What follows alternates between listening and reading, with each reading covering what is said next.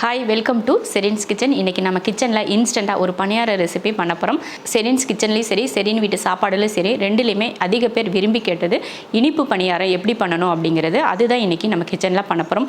ரொம்ப ஈஸியான ஒரு முறையில் இனிப்பு பணியாரம் எப்படி பண்ணலாம் அப்படிங்கிறத பார்க்கலாம். இனிப்பு பணியாரம் பண்ணுறதுக்கு பச்சரிசி 2 மணி நேரமாக ஊற வச்சு எடுத்திருக்கேன். 2லேருந்து 3 மணி நேரம் கூட நீங்கள் ஊற வச்சுக்கலாம். இப்போ நல்லா ஊறிடுச்சு. இந்த அரிசி 400 கிராம் அரிசி, அதுக்கு 300 கிராம் வெல்லம் எடுத்திருக்கேன் நான்.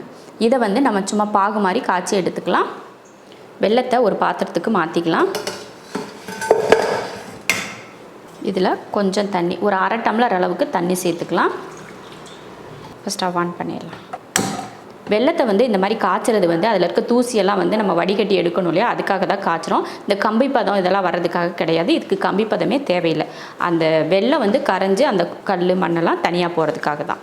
வெல்லம் கரைஞ்சி வரட்டும், அதுக்கப்புறம் எடுத்துக்கலாம். பாருங்கள், நல்லா கரைஞ்சிருச்சு. இப்போ அடுப்பை ஆஃப் பண்ணிடலாம். இப்போ இதை இறக்கி வச்சிடலாம், ஆறட்டும். அதுங்களையும் நம்ம எள்ளு வறுத்துடலாம். ஒரு பேன் வச்சுருக்கேன். 1 ஸ்பூன் அளவுக்கு கருப்பு எள்ளு சேர்த்துருக்கேன். எள்ளு வறுபட்டுருச்சுன்னா நல்லா படப்படன்னு வெடிக்கும். அப்போ எடுத்துடலாம். பாருங்கள், எள்ளு நல்லா வெடிக்க ஆரம்பிச்சிருச்சு.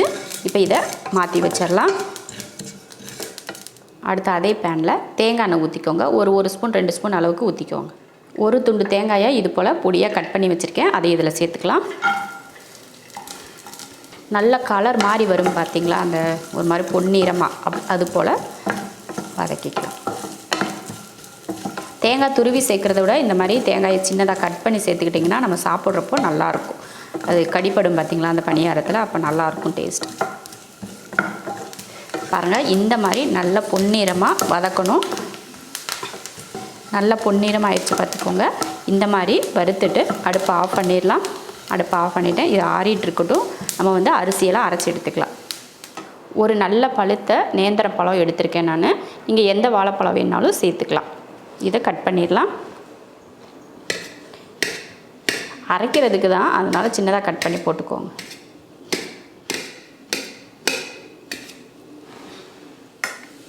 இப்போ பாருங்கள், அரிசியை மிக்ஸி ஜாருக்கு மாற்றிக்கலாம். நல்ல தண்ணியை வடிச்சிருங்க. வடிச்சிட்டு சேர்த்துக்கோங்க.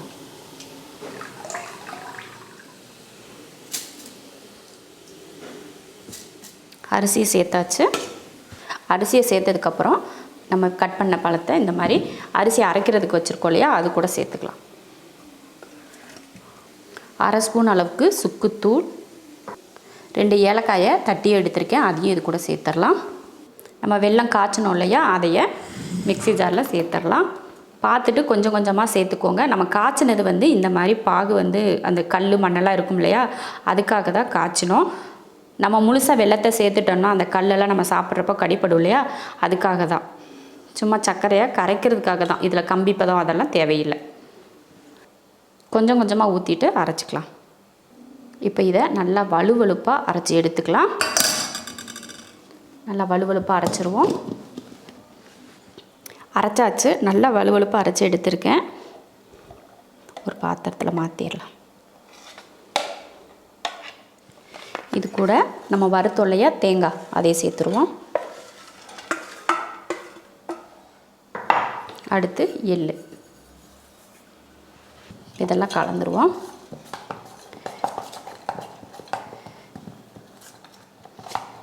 நல்லா கலந்து விட்டுடலாம். தேங்காய் இதெல்லாம் போட்டதுக்கப்புறமா நல்லா கலந்து விட்டுக்கோங்க.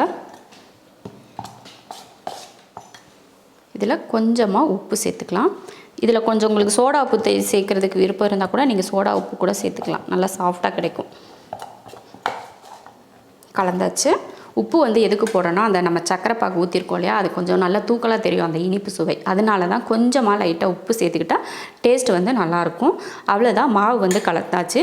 குறைஞ்சது 2லேருந்து ஒரு 3 மணி நேரமாவது இதை நல்லா கொஞ்சம் புளிக்க வச்சுட்டு அதுக்கப்புறமா நம்ம பணியாரம் ஊற்றினோம்னா நல்லாயிருக்கும். இது ஊற வச்சுருவோம். ஒரு 3 மணி நேரம் கழித்து நம்ம எடுத்து பார்க்கலாம். மாவு அரைச்சி வச்சு பாருங்கள், ஒரு 3 மணி நேரம் கிட்ட ஆயிடுச்சு. இப்போ நம்ம பணியாரக்கல்லில் ஊற்றி எடுத்துக்கலாம். இதுக்கு மேலே நம்ம தண்ணி எதுவும் சேர்க்க வேணாம். இந்த அளவுக்கு இருந்தால் கரெக்டாக இருக்கும். இப்போ நம்ம பணியாரம் ஊற்றி எடுத்துடலாம்.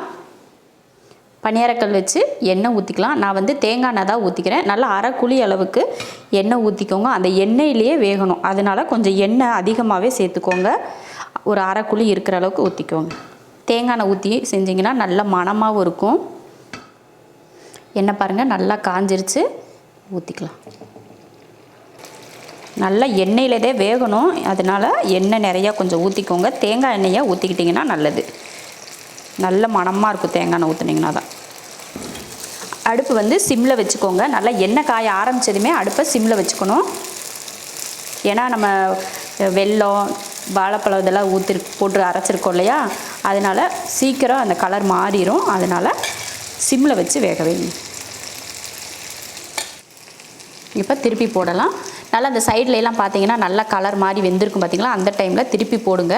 திருப்பி போட முடியலைன்னா மெதுவாக திருப்பி அதுக்கப்புறமா கொஞ்சம் நேரம் வேக விட்டு அதுக்கப்புறம் திருப்பி போடுங்க. இன்னும் கலர் வந்து மாறலை, பார்த்திங்கன்னா தெரியும், கலர் ஒன்றும் அப்படியே தான் இருக்குது. இது வந்து நம்ம ஆயிலில் வந்து வடச்சட்டியில் கூட போட்டு பொரிச்சு எடுக்கலாம். ஆனால் அந்த உருண்டையாக வராது பார்த்தீங்களா, அதனால அந்த உருண்டைக்காக நம்ம பணியாரக்கல்ல ஊற்றி எடுத்துக்கிறோம். பார்த்திங்கன்னா சூப்பராக வந்திருக்கு பார்த்தீங்களா. இந்த மாதிரி பொரிச்சு எடுத்துக்கோங்க. இதெல்லாம் வச்சு சாப்பிட்லாம், ரொம்ப நாளைக்கு கெட்டெல்லாம் போகாது. நம்ம கேரளாலெலாம் பார்த்திங்கன்னா உன்னியப்பம் அப்படின்னு சொல்லுவாங்க இல்லையா, அந்த மாதிரி ஸ்டைலில் தான் நம்ம பண்ணியிருக்கோம். இதை வந்து நல்லா வச்சு நம்ம 2-3 நாளைக்கோ ஒரு வாரத்துக்கோ வச்சு கூட சாப்பிட்லாம், கெட்டெல்லாம் போகாது. பாருங்கள், இந்த கலர் மட்டும் கரெக்டாக வந்திருக்கு. இந்த கலர்லாம் கொஞ்சம் கம்மியாக தான் இருக்குது. சூப்பர். எல்லாத்தையும் திருப்பி போட்டாச்சு. 2 பக்கமும் நல்லா வேக வச்சுட்டு அதுக்கப்புறமா எடுத்துக்கலாம். இது போல் நல்ல கலர் மாறுறதுக்காக 2 பக்கமும் திருப்பி போட்டு வேக வைங்க. பாருங்கள், 2 பக்கம் மாறி மாறி திருப்பி வேக வைக்கிறதுனால கலர் பார்த்திங்கன்னா நல்லா மாறி வருது பார்த்திங்களா, அதனால தான் 2 பக்கமும் மாறி மாறி திருப்பி போட்டுக்கணும். சூப்பர். எப்படி சூப்பராக கலர் மாறிடுச்சு பார்த்தீங்களா, எவ்வளோ நல்லா வேகுது பாருங்கள்.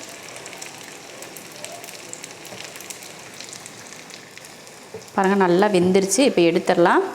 இந்த மாதிரி நல்லா வேக வச்சு எடுத்துக்கோங்க, அப்போ தான் வச்சு சாப்பிட்றதுக்கு நல்லாயிருக்கும். எடுத்து முடித்ததுக்கப்புறமும் பார்த்தீங்கன்னா அந்த எண்ணெய் அப்படியே இருக்குது பாருங்கள், கொஞ்சம் கூட குறையலை. நம்ம பணியாரத்தில் வந்து ரொம்ப எண்ணெயெல்லாம் குடிச்சிருக்காது, அதனால் எண்ணெய் அப்படியே இருக்குது பாருங்கள். இப்போ மறுபடியும் ஊற்றிக்கலாம்.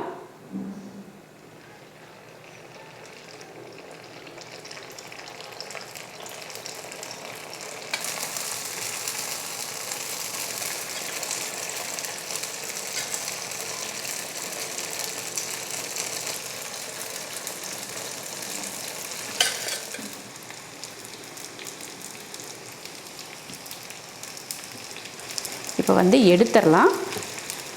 நல்லா எண்ணெயை வடிச்சிட்டு இப்படி எடுத்துக்கலாம். இந்த எண்ணெயை மறுபடியும் இருக்குது பார்த்திங்களா, இந்த எண்ணெயை வேஸ்ட் பண்ண வேணாம். நம்ம இட்லி தோசைக்கெல்லாம் யூஸ் பண்ணிக்கலாம். மறுபடியும் நம்ம நார்மலாக பணியாரம் செய்கிறேன்னு வச்சுக்கோங்களேன், அந்த பணியாரத்துக்கு கூட இந்த எண்ணெயை நம்ம யூஸ் பண்ணிக்கலாம்.